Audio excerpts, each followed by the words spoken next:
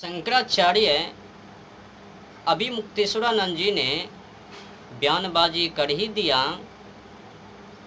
कि व्यास गद्दी पर बैठने का अधिकार केवल ब्राह्मण लोगों को ही है। मैं उनसे सवाल करता हूँ, अगर केवल व्यास गद्दी पर ब्राह्मण लोगों को ही बैठने का अधिकार है, कथा कहने का अधिकार है, तो मेरे सवालों का जवाब दीजिए। जब एक ही माता पिता के 4 संतान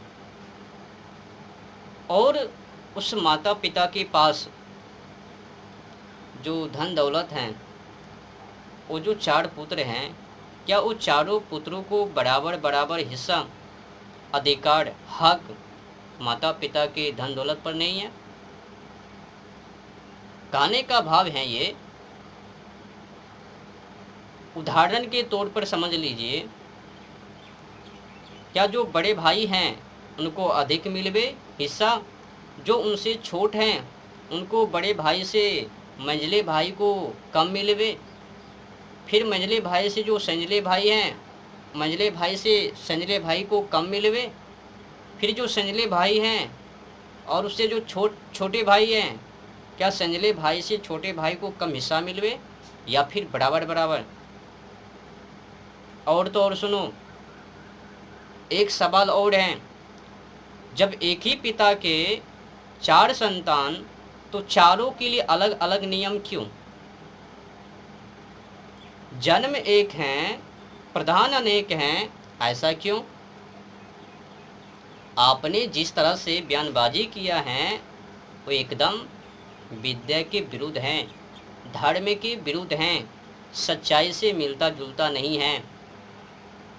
आपने बयानबाजी अनुचित किया है, उचित नहीं। आपने अपने कास्टों का पक्षपाती किया है।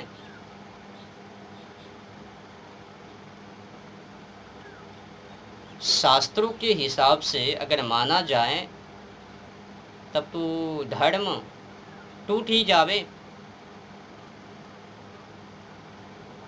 जो मर्जी सो बयानबाजी मत कीजिए।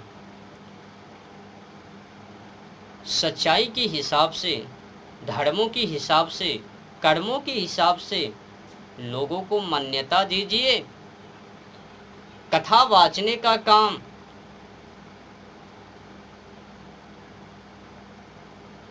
सच्चाई को वाचने का काम हर प्राणी को है, बराबर बराबर अधिकार हैं, हक हैं। ये जो अपने बयानबाजी की हैं कि कथा व्यास पर, व्यास गद्दी पर केवल ब्राह्मण ही बैठवे, ये पहचान पत्र आधार कार्ड कहाँ से मंगवाया, किससे लिया है? आपको ऐसा प्रवचन किसने सुना दिया? मुझे तो ऐसा लगता है कि सांप के कान में तेल भरकर सीधे सतलोक पहुंचा और वहाँ से बातचीत करके पृथ्वी पर पधारे और फिर लोगों को बता दिया।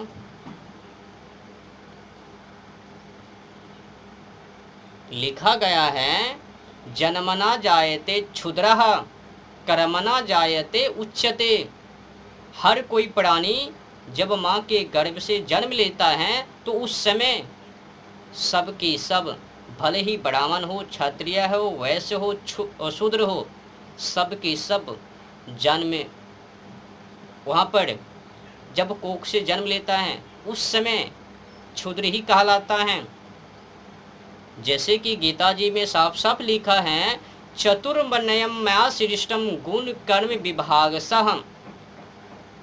गुणों और कर्मों के आधार पर अनुसार 4 वर्गों में, 4 वर्ण में बांटा गया है, विभाजित किया गया है।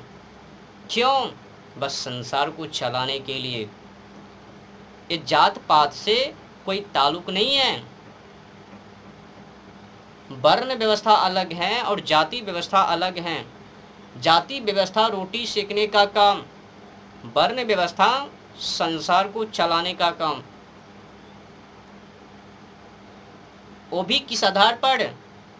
तो गुणों और कर्मों के आधार पर, अनुसार। पर आपने जो बयानबाजी किया है, आपने सच्चाई को छुपाया। कितने ब्राह्मण हैं जो धर्म के लिए मर रहे हैं? बताओ ना। ये जो 1960 में विश्व कंपनियां, विदेशी कंपनी अपने देश में आकर गलत धंधे कर रहे हैं, निरोध का धंधे कर रहे हैं और यहाँ के युवा पीढ़ी नवयुवती को बिगाड़ने का काम कर रहे हैं। एड्स के बहाने झूठी सारुआ प्रचार कर लोगों को भ्रमित किया है कि पति पत्नी में कुछ भी करो, अपने भाई बहन में कुछ भी करो, बॉयफ्रेंड गर्लफ्रेंड में कुछ भी करो, पर हाँ निरोध का इस्तेमाल जरूर करो। क्या आपने उस पर एक बार भी प्रवचन किया? आप तो धर्म के श्रेष्ठ गुरु हो, आपको तो जानकारी कण कण से होनी चाहिए। विदेशी कंपनी में यहाँ पर अपने देश में आता है, उनका मूल मकसद क्या, उद्देश्य क्या? तो अपने संस्कृति को प्रचार करना और भारतीय संस्कृति को खत्म करना, यहाँ के युवा पीढ़ी और नवयुवती को आत्मबल से कमज़ोर करना, सच्चाई के मार्गों से हटाकर बुराई के मार्गों पर लगाना, ऐड करना, ऐसा मूल मकसद विदेशी कंपनी का। और वो कर भी रहे हैं। 80% पवित्र रिश्ते को तो ख़त्म कर ही डाला विदेशी कंपनी ने। झूठ मूठ का बयानबाजी करके एड्स के बहाने लोगों को भ्रमित कर अपने कंडोम को बिक्री, वैलेंटाइन के नाम पर, नया साल के नाम पर, अनेक पर्वों के नाम पर कंडोम खूब बिक रही है। कंडोम की बिक्री अधिक। मैं आपको जानकारी दे दूं, जब कंडोम का धंधा अपने देश में, तो उस समय कंडोम की बिक्री 1000 में भी नहीं, धीरे धीरे कर करके करोड़ों तक पहुंचा। अब समझो, जिस देश के अंदर करोड़ों करोड़ कंडोम की बिक्री, उस देश की हालात, उस देश में क्या मानवता। आज तो करोड़ क्या, 20-20, 30-30 करोड़ इस्तेमाल कंडोम का। वैलेंटाइन डे के नाम पर आपने सुन ही लिया होगा कि 50 लाख से अधिक पैकेज की बिक्री। अब एक पैकेट में कितने निरोध होवे कंडोम, पता नहीं। तो यहाँ पर अपने देशों में विदेशी कंपनी के माध्यम से प्रहार किया जाता है और अपने धर्म गुरु को भनक तक भी नहीं लगता है। चिल्ला रहे हैं, जहाँ पर कि प्रहार करने का, वहाँ पर तो प्रहार नहीं कर रहे हैं। विदेशी कंपनी कंडोम के माध्यम से यहाँ के लोगों को आत्मबल से कमज़ोर कर रहे हैं। एक और जानकारी मैं आप लोगों को दे दूं, देखो विदेशी कंपनी ने क्या किया। डॉक्टर लोगों ने तो दुष्ट प्रचार कर ही दिया कि इनको इस्तेमाल करने से किसी तरह से कोई समस्या नहीं, बीमारी नहीं। चलो, पर ये जो सिल्डेनाफिल टेबलेट हैं, ये क्यों, जाके सर्चिंग कर लेना। सिल्डेनाफिल टेबलेट क्या है? घंटों घंटों की समय बर्बादी करवाने के लिए विदेशी कंपनी ने सिल्डेनाफिल टेबलेट उपलब्ध करवा दिया। इस्तेमाल करो कंडोम, फिर वो गोटी खाओ और घंटों घंटों 5-6 घंटों तक बर्बाद करो। ये सब काला ड्रामा करने के लिए और अधिक से अधिक ब्लैक मनी को छापने के लिए विदेशी कंपनी ने झूठ मूठ का सारा प्रचार एड्स के माध्यम कर दिया। और देखो 1960 की जनगणना देख लो, इधर और उधर दोनों में अंतर देख लो।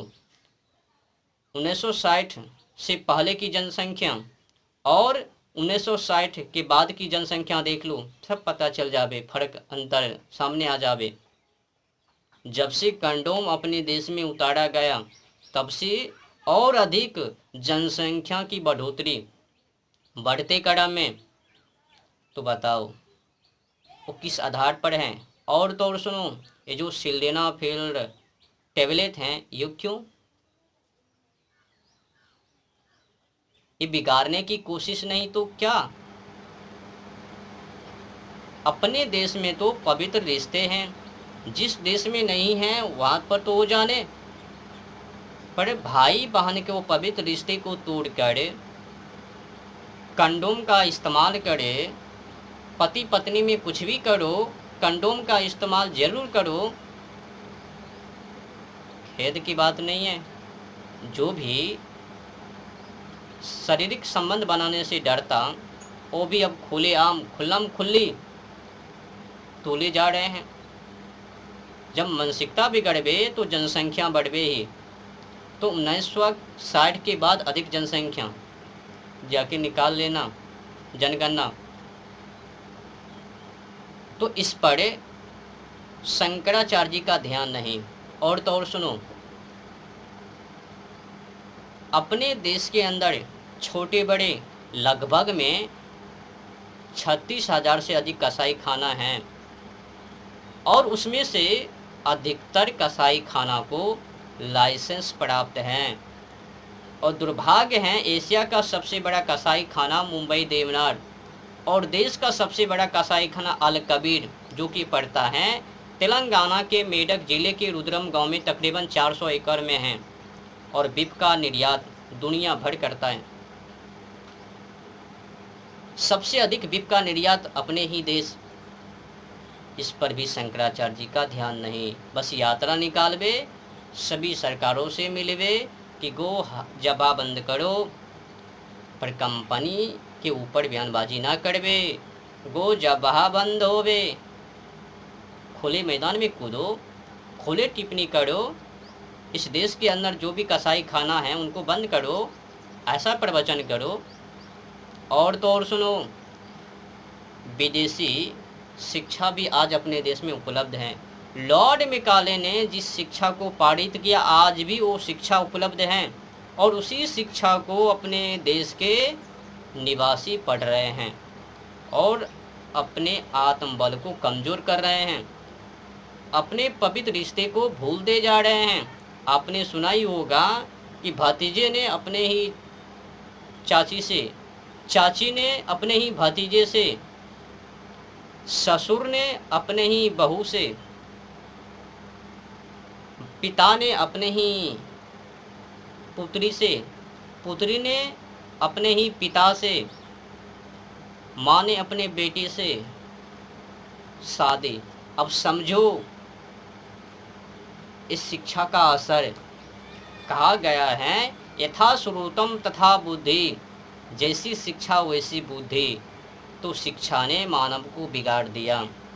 लॉर्ड मैकाले की शिक्षा ने मानवों को आज सत्यानाश कर दिया।